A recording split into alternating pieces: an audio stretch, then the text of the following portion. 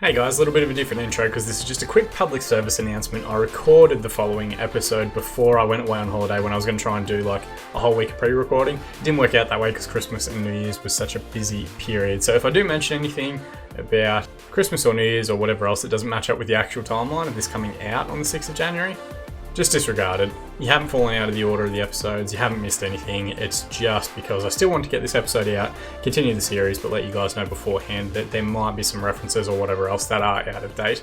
Anyway, let's run the intro.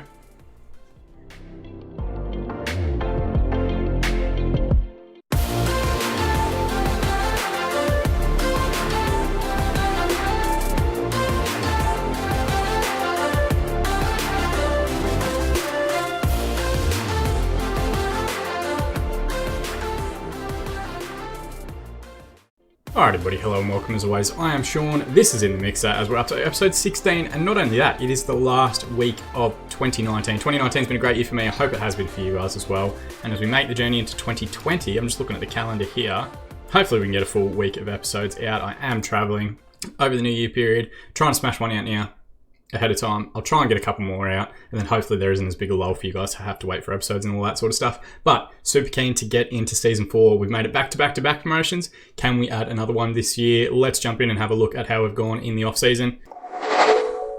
And I guess this is probably the best place to start. We might actually go through the squad first now that I think about it. Threadbare. Absolutely threadbare. We've got just enough to fill out an entire squad. We've tried to keep some of the good players that we had from last season. Teams have been flying in to try and steal them. We've tried to bring in some high quality young players as well to continue our youth development. It hasn't been that easy this season. So we are running with 19. We want to try and get it up to 22. There are a couple of players that we're still looking at on shortlist and stuff that are current free agents that have been released from clubs in higher divisions. All quality players, but all just like probably above the level that we're currently playing at, so we might need them to kind of just stay free agents for a little bit before we can bring them in. And the other part that we have to be aware of, we are currently £95 over our wage budget. We are trying to cut that down. I'm trying to get some of these players onto lower non-contract agreements. For whatever reason, we still can't offer part-time deals. Who's a good example of one we could look at? Abdul Sharif, as we see here, so like his contract start date, immediate, breakthrough prospect is fine. That's what we want. Actually, we might move him to be a fringe player. If we go suggest promises, he's fine with that. Now finalise promises and negotiate the contract. I cannot seem to offer any part-time deals. I can only offer non-contract agreements at the moment. I don't know if that's something that's hardwired to the club. We're going to have to keep an eye on that because we don't want to get into a scenario where we're in the next division up and we can't actually offer part-time deals because we'll get torn apart by Vanarama South, Vanarama national teams if we're on non-contract deals. Good problem to have. It comes with our success, don't get me wrong, but very frustrating that we can't lock down some of the high value prospects that we bring in, and it does kind of put us a bit behind a lot of the other teams in the division. Having said that, I'll introduce you to the guys now. Might as well go through them alphabetically. Nigel Harris, of course, you know, played with us last season, 1.5 star current ability, 3-star potential. Crazy to think that there was a time last season when he was a 4-star current ability player. It just shows how much better we're getting. I think he is still a little bit above what they give him in terms of star rating here. I don't have the best assistant and coaches and scouting team, but still very good determination, everything we could want out of a left winger, and good physical attributes as well. Only 19, so hopefully he continues to get better and plays a bit above his current level. Finley Armstrong will probably be our backup left back, ex-Burnley junior. We've made his little face pack here. If anyone's wondering, I make all the face packs based on what I can find in the DF11 style. Don't sue me, DF11. I'm on your team. Hideko Chima has stayed on for another season, 2-star current ability, 3-star potential, 20 years of age now. Likely won't start that many games. He is another who has had a whole bunch of different teams come in. He's working his way back from an injury, so we've been able to keep hold of him. And hopefully he'll be a serviceable squad member for the season ahead. Joel Connolly, another ex-Burnley junior. We've had continued success getting from like similar teams each year. I know we did like Shrewsbury and Mansfield and a bunch of different teams in the early years. This year it's been mostly Burnley and Huddersfield are the two sides that have given us quite a few players. Luke Cundall looks to be a phenomenal prospect we picked up from Wolves. 20 years of age, central midfielder. We're using him as a Messiah on support. 4-star current ability, 5-star potential. He's one that you'd love to lock down onto a full-time deal. Andre Edienhon, I think is how I'm going to pronounce it. But if you have a better idea, chuck it in the comment section below. One of the Huddersfield juniors I referred to earlier. Excellent heading, finishing, dribbling ability. Good physical traits for a 19-year-old player. Good composure, good off the ball. I think he's going to be a beast at this level. We're going to play him as that poacher leading the line up top, and hopefully we can get a good goal return out of him and continue his development a little bit as well. Connor Hodgson will probably play as the deep line playmaker on defend. His tackling needs a lot of work. He's on a special regime for that at the moment, but just seems to be a bit of a step above in terms of what he can do with the ball, like 15 passing, 14 technique, 13 work rate, 12 vision, 12 determination, like all very good mental attributes for that particular role. So hopefully we'll do well with him. Inaldo Krasnicki is one of the Huddersfield contingent that we've picked up. Central defender on cover. Looks to be an absolute beast physically. Very capable despite his young age. 4-star current ability, 5-star potential. Victor Maffio we picked up late in the window. Ex-Wigan junior who played last season at Darlington. They've dropped him now. We're using him as a right wing back.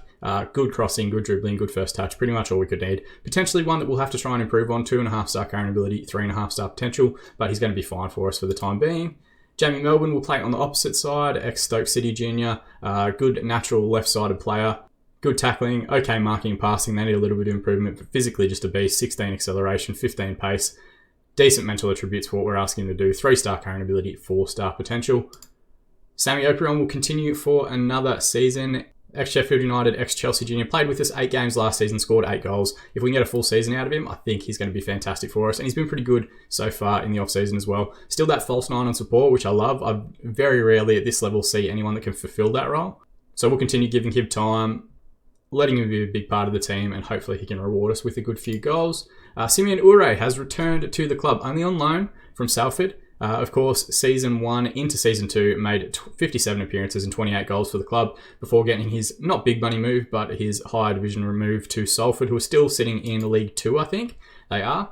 Hasn't made much headway, only 6 appearances in all competitions for them, but for us so far this season, he has walked back into the side and been excellent. 4 assists in his 4 preseason friendly appearances. Still got excellent traits, still only 21 years of age. Glad to have him back and around the club. Tom Scott has joined, a goalkeeper from Manchester City's youth structure, 21-year-old. Looks to be a good improvement on what we previously had. Not setting the world on fire, not a wonder kid by any stretch, but still an excellent player that we're happy to have. Abdi Sharif will play with us for another season. We did offer him a contract earlier. Ex-Liverpool junior, did very well for us in midfield last season. Robson Shipley, likely going to be one of the backup wingers on the bench. Can play on the right, can play on the left. His versatility will be very important for us. He's okay, just solid, just a solid squad player. 3-star current ability, 4-star potential at 19 years of age. Miles Sona is going to be one of the centre-backs, probably starting alongside Krasnicki. Good heading, marking, tackling ability, good physical traits, good mental traits for someone so young. We initially actually found him because we were going in for his brother, Harrison, who eventually kind of spurned out advances and went with Maidenhead, who are a division above us. It makes sense. But we'll keep an eye on that as well. If he's not having the best season, we might try and pick him up because he looks like a quality midfielder himself. Jack Steinrod, a fantastically named striker, 20-year-old ex-Sheffield United junior, 3-star current ability, 5-star potential. If not for that strength of the other two, he'd probably be starting. 13 dribbling, 13 finishing, 13 first touch. Off the ball, 14. Good physical traits. I think it's just that sort of composure that lets him down, and that's why we're going with the other striking duo. But if he comes on the field and scores quite a bit, he could very easily become a starting player for us. Marcel Visevic, who we signed at the back end of last season, the goalkeeper, he will now be a backup. But still thrilled to have him, still more than capable at this level, and we'll hold on to him for at least another season yet. And that pretty much rounds out the entire squad. If we go to the all columns here, you can see we've got quite a few players that have very high potential that we're going to try and give game time to. Some players with fantastic current ability as well. And while it is only 19, it's a good 19 players. Like, we've got decent depth across the park. We've got multiple players that can step onto the field and perform if we need them to. And also we've got some high potential youngsters that we might try and push through and get first team football to continue their development. So I'm not unhappy with the squad, but it does need a couple of extra faces just to give us some flexibility. As soon as we get someone injured, get a suspension, whatever else, we don't have a full bench. So that is a concern. We'll aim for the 3 more. I'll keep you guys posted in future videos if we bring anyone on board, but ideally we can bring these guys in and kind of fill out the squad a little bit more. Pre-season schedule has been excellent. We have smashed most teams, only conceding 2 goals in the 10 games we've played, including like Clyde and Albion Rovers, who are decent sides over in the First Division of Scotland. So we're progressing nicely, still being a part-time outfit, still on non-contract, still working during this period of putting a squad together. As far as the transfers out, because I forget every time, Reece Hilton moved on to Workington. They offered him a full-time deal, £450 a week. We can't really argue with that, and it's not like he was starting a tremendous amount of games for us. I think the players we brought in are an upgrade on him, but we wish him all the best. Alex Hunt, a bit devastated to lose Alex Hunt, to be honest. He was an excellent player for us. Still only 22. He's gone up to Sutton and playing in the Vanarama National, so hopefully he continues to make some decent appearances for them throughout the course of the season. And the other one we lost is Kieran Phillips, who was so good for us in that last episode, scoring that hat-trick to get us promoted this year. Would have been fantastic to have him for another season, but he's moved up at 3 divisions, I think, to Wrexham. No, sorry, 2 divisions up to the National League with Wrexham, and hopefully he can get himself a decent run in that side. Whole bunch of other players left, also on free transfers, whatever else. People that just wanted to leave at various points, but I think we've done okay. I think we've brought in a decent amount of players, and it should set us up to do quite well in the division. Speaking of, if we go to the season preview, for the first time in a while, we are favourites going into the start of the year to win the divisional title. You can see here we've got quite a few players as well in the media 11. Scott's in there, Melbourne, Sona, Krasnikic, Kundal and Shipley, Omprion, Edionhon, I'm going to have to get used to saying that one. All expected to be in the Media Dream 11. We're going to keep an eye on Shipley. I wasn't aware that he was rated that highly. Maybe we'll try and start him on the left wing. Maybe he'll come in for Nigel Aris. We'll have to have a look, but I'm sure they'll all get good game time throughout the course of the season. There are some big sides in the division. A lot of teams that you will have seen in and around the Vanarama National level. So Gloucester's in there. They've dropped down a couple of seasons ago. They've also got, I think, like full-time or part-time contracts that they've got players in on. So they're going to be quite good. Hednesford, obviously a massive side. They've got Mohamed Diallo, who played with us back in Season 1, who we know is an excellent player, who I'd love to have back. Brackley are an excellent team. They're favourites to come second at the moment, but to have some very good players that we haven't been able to get near. Like, I recognise Louis Beckett as a player that we tried to bring in when he left Hull. I recognise Matty Rain as a player that we tried to bring in when he left Burnley. So, yeah, they've definitely got some decent pulling power, and I would expect us to be challenged, probably more so than we ever have been before, but at least the media is kind of backing our recruitment and saying that we put together a good side. Regardless, that's more than enough from me. We do always have to kind of go through quite a bit at the start of a new week and at the start of a new season, but we desperately need to get off to a good start to the season against Peterborough Sports today. Depending on how this game goes, if it's got a bunch of highlights, we might just do the one game. If there's very little that happens, we'll try and get the game against Hednesford in as well, because I think they're going to be a good side. Magic of editing, let's look at the 2 lineups now. Alright, so the lineup that we're going to go with first, of course, Scott in goal. I did introduce him earlier. Melbourne at left fullback. Maffeo at right fullback. Krasniqi and Sona as the central defensive partnership. Hodson and Kundal ahead of them. Shipley will bring in on the left-hand side. We've made him an inverted winger. We'll see how he gets on. We do still have Aris on the bench if we want to bring him on and give us that natural left-footed balance. Ure will play on the right, position that he made his own, the season and a bit that we had him previously. Omprion and Edionon up top. They've got a decent looking side. The more faces that I see in the game, the more fear I have. Alfie Young looks like a decent young defender, ex-Watford junior. At the back there, they've got Johnny Hurd, who's the youngest 32-year-old I've ever seen in my life. Excellent technical attributes from him. The 17 long throws, we'll have to keep an eye on that as well. Joshua Bozo, who I had in previous series, good ex-Shrewsbury junior. And James Spruce, 22-year-old ex-Gloucester, Halesowen, Yate, Bristol Rovers player. It's been quite around, actually, considering he's only 22. But they'll have a little bit about them. But hopefully, we can get off to a good start. Let's just assertively tell the team, if we play our game, we'll win. You're all capable of that. Let's also just assertively tell everyone that we think there's a lot more to come from them. A couple of players seem demotivated, which isn't a tremendous start to the season. But, whatever. It's going to happen at certain points. First highlight of the season, Hayward with long ball forward. Krasniqi with a good header. Omprion moves into the space. He's got men arriving around, support now, and steady strike from distance when it wasn't really on. Maybe could have looked to try and play in one of his teammates or play a good one too to get himself some space. Deep free kick for Ure. Hangs it towards back post. It's flicked away. Sona brings it back down. Back to Krasniqi. 2 centre-backs combined. This isn't where you want them to have the ball though, and they've copped it up to Ogbozo. Good recovery. Ball over the top here is Omprion inside. He goes for the strike, hits the crossbar, and it gets pulled back because he was definitely off in the build-up to that one. Hayward's going to take the resulting free kick. The highlight continues. Krasniqi with a good header. Semblé first. Someone's got to go to him. Instead, he skips past a couple of different men in the Isle of Man kits. Ball forward. Hayford flicks it on. Melbourne should recover. Goes back to Scott. Can we get into shape here in transition? It's a bit slow. Long ball out towards Ure, which isn't the worst idea in the world, just to punt a ball at one of your better players. He's doing well on the right-hand side. Cuts the ball back to Omprion, who lays it off for Kundal. And what a strike that is from Luke Kundal on his debut. The ex-Wolves junior has smashed that one in from 20 yards. And it wasn't bad build-up play. It was just smart play from Omprion there, just to knock it back to the guy facing the goal. Ure with the good ball, Omprion lays it off expertly, and Kundal just gets his legs right, smashes that one back across the keeper, and we go a goal up to an absolute cracker.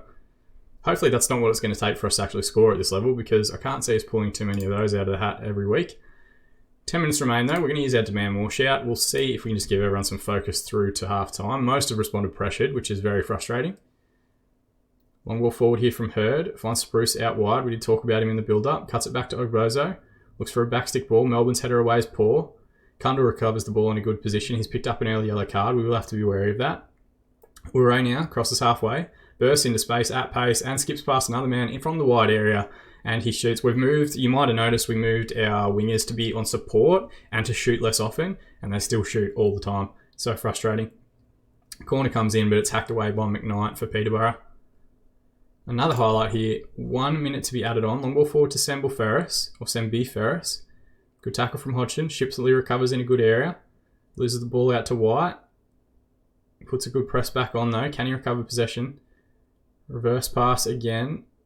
Back into White. Omprion has read the play very well and dragged one out. Pulls a defender across, tries to get the ball across the box. It's hard to tell if that was a shot or a cross. It was a big mix of both. And the referee calls halftime. We've been very good so far. 13 shots, 5 on target, 57% of the ball. And Luke Kundal's goal, enough to see us through in the first half. Assertively, let's just say, pleased with how things are going. We just want to try and keep morale up as much as humanly possible. There's a few players with negative morale. I don't know why they have it. We haven't had much go wrong this season, other than players leave. Like, that's really the only thing that might have upset people. All right, now I'm going to make 2 subs. We will bring off Ure, who has struggled from match rating. We'll leave Shipley out there, but switch him to the right. We'll bring Aris on the left, and we'll bring on Sharif in midfield. Kundal's yellow card is the only thing I'm really worried about. We'll also use our Get Creative shout with about half an hour remaining. See if we can create a couple more chances and give ourselves a goal buffer. Aris tries to drive through midfield, loses out. Long ball over the top from Ogbozo to Hayford. He's gotten goal side. It's a good save from Scott. Pushes it around the post, but there's still that concern that we are a little bit high defensively and can get caught out if we cough up the ball in midfield. Hurd with the corner now, finds Webb. The header's poor, thankfully, and over the crossbar. 10 minutes remaining. There hasn't been a whole lot that's come through. We're going to assertively tell everyone that we demand more. We're also going to take off Victor Maffeo, who hasn't had the best game and has now picked up a yellow card. Just give Joel Connolly his debut, see how he goes. Hopefully he doesn't come on here and immediately concede an opportunity. Melbourne does well to recover. Melbourne's been quite good in the highlights that we've seen. Long ball forward to Eddie Onhon, and Omprion has read it fantastically well. Can he get around? Plays it out right to Shipley, who cuts it back again. Pinballs around. And thankfully, unfortunately, they find a way to scramble the ball away. Not great commentary from me, not great sentence structures, not great delivery, but it's early doors. We will get better this season. Omprion in the channel here. There was a cutback on there for a split second, but he just took a little bit too long. Melbourne hangs the ball back stick for Shipley, and Shipley gets a debut goal. We were talking about him in the build-up as a player that we weren't perhaps expecting to be involved much in the league this season. He is in the Media Dream 11 though, and he's had a dream start to the season. Good play again from Omprion, just holding the ball up well, bringing other players into it. Melbourne hangs the ball back stick. They allow it to drop, and Shipley is the first man on hand to volley that one home. And that 2-0 buffer into extra time should hopefully be enough to get us through this one. It's been a decent performance if you look at the stats. And the referee calls full time. Kundal and Shipley with the first goals of the season, 27 shots, 7 on target, and 55% of the ball. Go to the dressing room, tell them very pleased with the result in your performance. No need to get down on anyone. Again, just trying to manage morale as much as humanly possible. And good that we can get a good few debuts out of the way, particularly for the guys that came off the bench. Can say here, FC Isle of Man, Hammer, Peterborough Sports. Luke Kundal still gets the Man of the Match award, an 8.3 match rating, despite only playing about an hour of the game. Let's tell him how good he was. Superb with the number and quality of chances. He is in perfect health, which is great. Now, I don't think we'll do the game against Hednesford. I think we will try and jump forward a little bit. But what we might do is jump a little way forward, and we might come back and do these games against Chippenham and Stourbridge, who I think are both decent sides. It's hard to tell. There's some big teams in there, but there doesn't seem like a natural stopping point for us to come back in. And of course, we want to try and get through these lower league seasons as quickly as we can. Once we get up to like the Vanarama National, maybe even the League 2 level, we will open it up and do like 10 episodes per season. But for the time being, while we're smashing lower league sides, we might as well open it up a little bit. Chippenham and Stourbridge, I think, is a good time to come back. It's towards the end of October. We'll get all our August games done. We'll get all our September games done. And then hopefully the league is taking shape a little bit more and you guys can see a little bit more of the series and how it's progressing. Fingers and toes crossed. Keep your fingers, toes, arms, eyes, ears, whatever you've got crossed. That we can bring in a couple extra signings just to round out and finalise our squad. If they're superstars, even better. As always, guys, thank you so much for the continued support on the channel. It means a tremendous amount to me. We're winding up 2019, and as far as the channel's concerned, it's been an excellent year. So thank you guys for the continued support. You can subscribe to the channel if you haven't already. You can also like this video if you want to please the YouTube algorithm. You can follow us over on Twitter. I finally got the right side at @InTheMixer_FM, and we do weekly Sunday night / Sunday morning if you're in the UK streams twitch.tv/InTheMixer. No, sorry, /InTheMixer_FM. I nearly buggered the abbreviation there. I don't know who you would have ended up watching, but it wouldn't have been me. As always though, guys, thank you so much for watching, and I'll see you all again in the mixer.